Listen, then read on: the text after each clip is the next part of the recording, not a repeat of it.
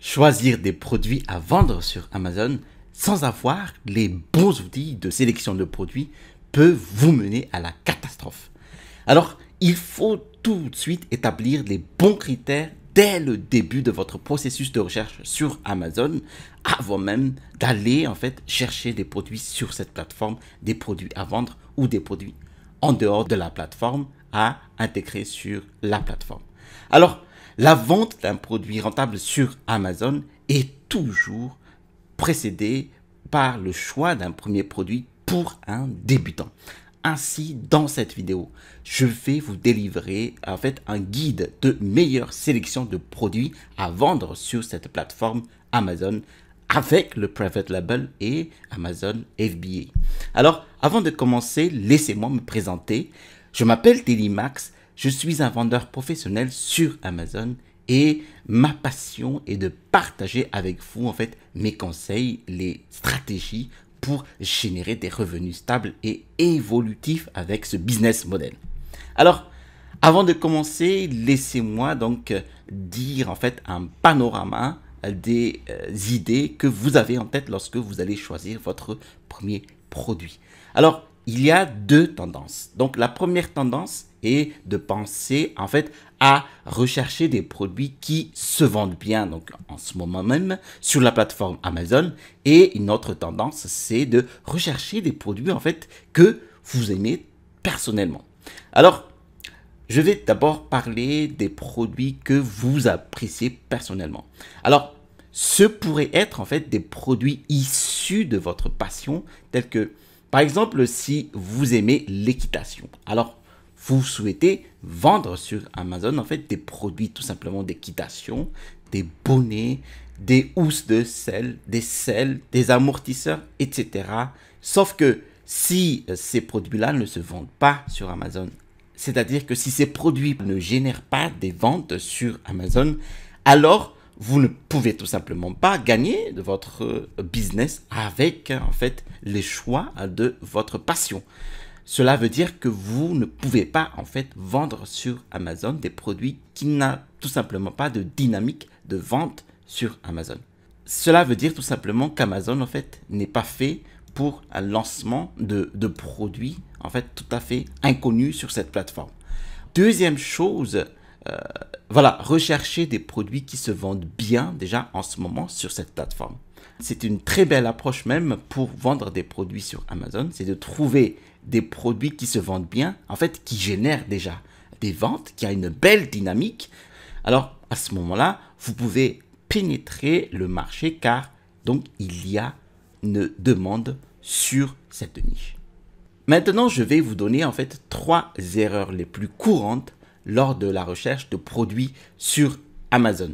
Bon, il en existe une dizaine, mais donc ces trois erreurs, je les ai piquées parmi les plus importantes. Alors, parmi les erreurs les plus courantes, je précise ici donc la prise en compte des données de vente de produits ou autres données pertinentes en dehors du moteur de recherche Amazon.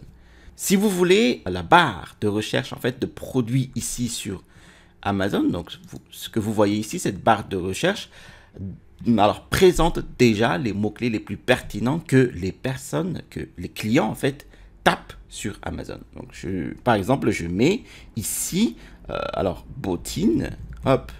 Donc vous avez ici plusieurs suggestions d'Amazon, donc de la part de la barre de recherche, bottines femmes, bottines talent femme, bottines hommes, etc., etc. Et si vous tentez de rechercher des produits à travers des mots-clés en dehors, par exemple, de cette suggestion Amazon, c'est par exemple sur Google ou sur Facebook, vous n'allez pas trouver les bonnes informations de recherche de produits. Si vous voulez, il existe des tools, des outils qui permettent de vous donner des estimations précises de mots-clés les plus recherchés sur Amazon correspondant aux produits les plus vendus sur cette plateforme. Alors, ces outils sont Jungle Scout ou Helium 10. Ensuite, la deuxième erreur, c'est de cibler les produits qui sont devenus très populaires au lieu des produits en fait qui ont gagné en popularité avec le temps. Alors, ces produits-là, en fait, ça pourrait être donc des produits de tous les jours, mais qui ont été propulsés par un événement, par exemple par une star de cinéma, une star à la télé, et eh bien tout le monde d'un coup le porte ou l'achète, voilà. Eh bien, entre 2016 et 2018, il y avait cet engouement du hand spinner, vous voyez, la toupie. Eh bien, les vendeurs qui se sont engouffrés dans la vente de hand spinner se sont vite aperçus que eh bien, la tendance a baissé, la popularité avait décliné et les vendeurs se retrouvent avec des invendus. Ensuite, la troisième erreur, c'est de s'attaquer à une niche de produits très médiatisée et très concurrentielle. Lorsque vous voulez vendre des produits qui apparaissent sur des chaînes de télé telles que TF1 ou d'autres chaînes, en fait, dans des émissions spécialisées de vente, donc en e-commerce, vous risquez en fait de vendre de produits que tout le monde veut vendre. C'est-à-dire que tout le monde en fait veut être sur le créneau tout simplement.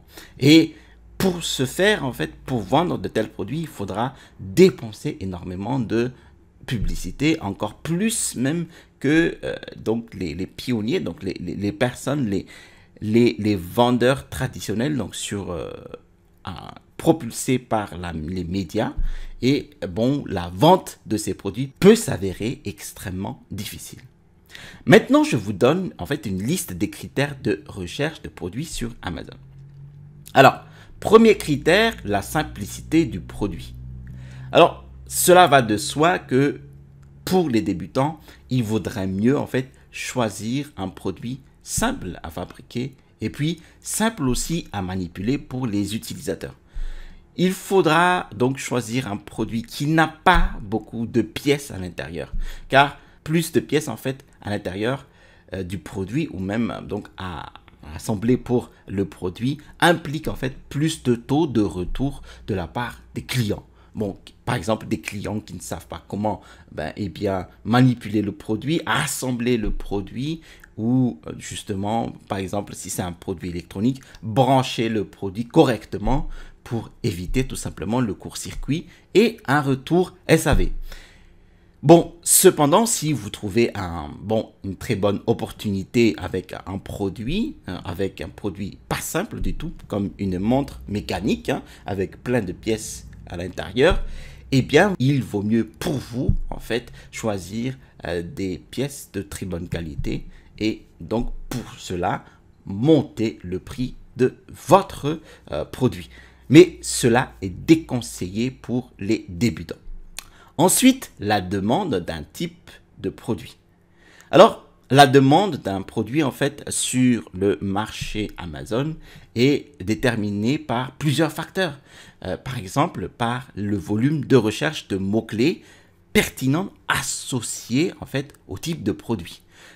Vous trouvez par exemple ces mots-clés avec les logiciels tels que Helium 10 ou Jungle Scout et vous trouverez donc la tendance des mots-clés qui augmente, qui n'arrête pas d'augmenter au fil du temps. Et vous allez trouver aussi une demande, la forte demande du produit par le volume de vente mensuel du produit qui est franchement en fait largement supérieur que la masse de produits dans la catégorie de produits.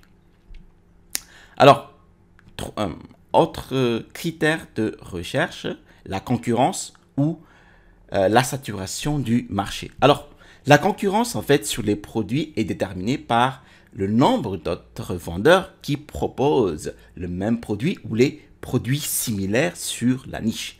Bon, si par exemple vous avez une dizaine de vendeurs sur la niche, vous pouvez penser qu'il y a de la concurrence sur le marché. Alors, pour mesurer aussi cette concurrence sur le marché donc de la niche, alors il faudra voir en fait la répartition des ventes en fait entre les différents acteurs de la niche, donc les différents acteurs du marché. Alors, est-ce que ces ventes sont-elles bien réparties de manière égale ou tous les bénéfices sont concentrés sur très peu de vendeurs, en fait, un ou deux ou trois vendeurs? Si les bénéfices sont concentrés sur un ou deux ou trois vendeurs, c'est que ces vendeurs-là, en fait, raflent tous les bénéfices, donc raflent bien la plus grosse part du gâteau, et vous aurez du mal à entrer dans cette niche car bien vous allez devoir dépenser beaucoup donc de campagnes sponsorisées Amazon PPC pour espérer donc creuser ou gagner des parts du marché. Ensuite, le prochain critère, c'est le nombre de critiques. Alors, le nombre de critiques inclut en fait le nombre d'évaluations clients ou le nombre de commentaires clients. Alors, bon, c'est le nombre de critiques qu'un produit en fait avec un ASIN. Donc, c'est un ASIN, c'est le numéro d'identification unique d'Amazon a accumulé depuis son lancement sur Amazon.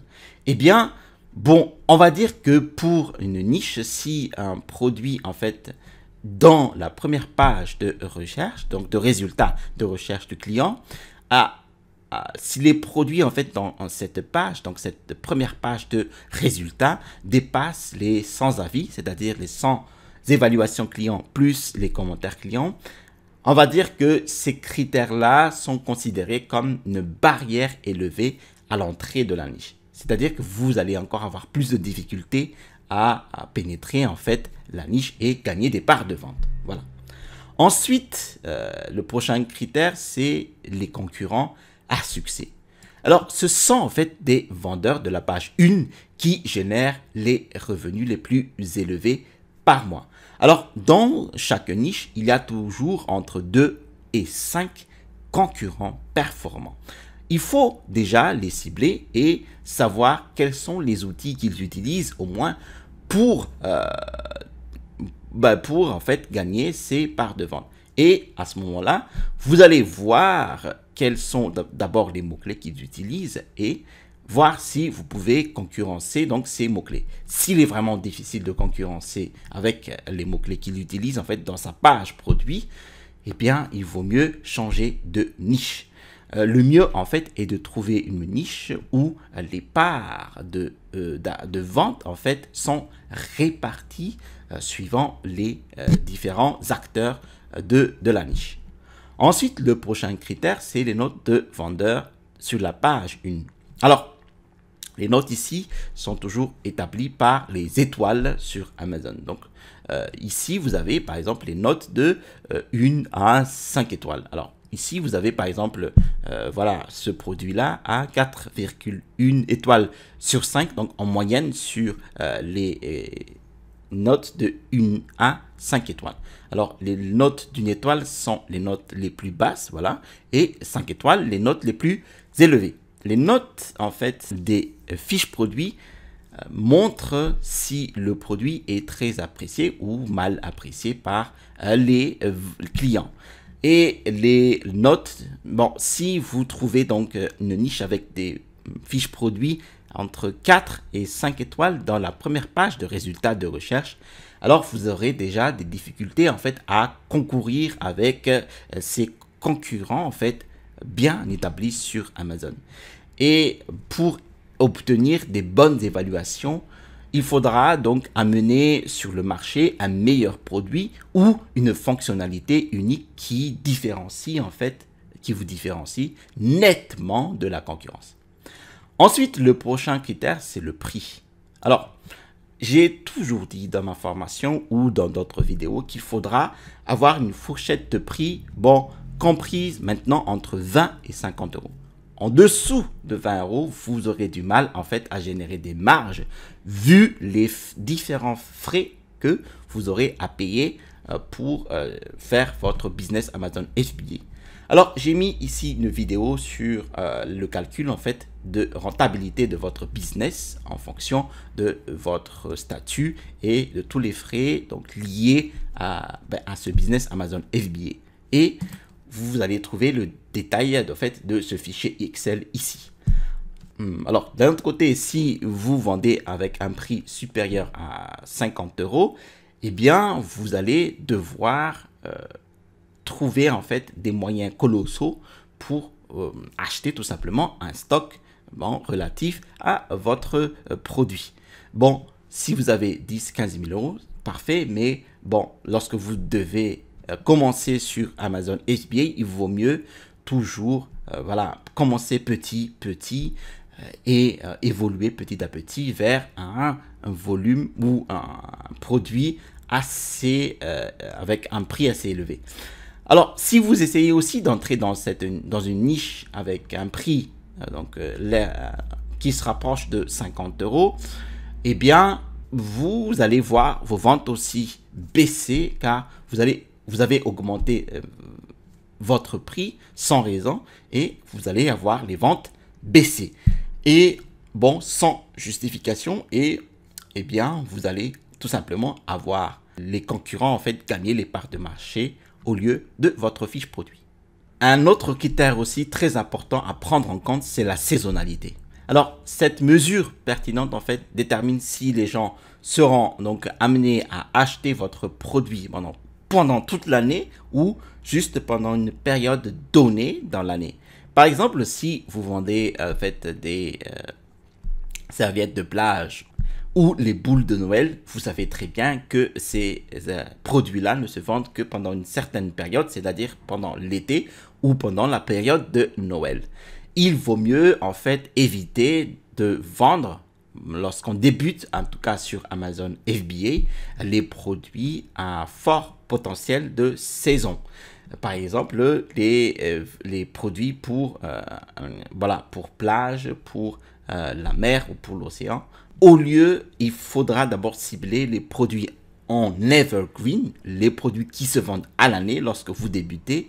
Et c'est lorsque vous avez maintenant une certaine notoriété sur Amazon que vous pouvez prétendre en fait à vendre des produits de saison. J'espère que cette vidéo vous a plu. Allez, à la prochaine vidéo et restez toujours curieux.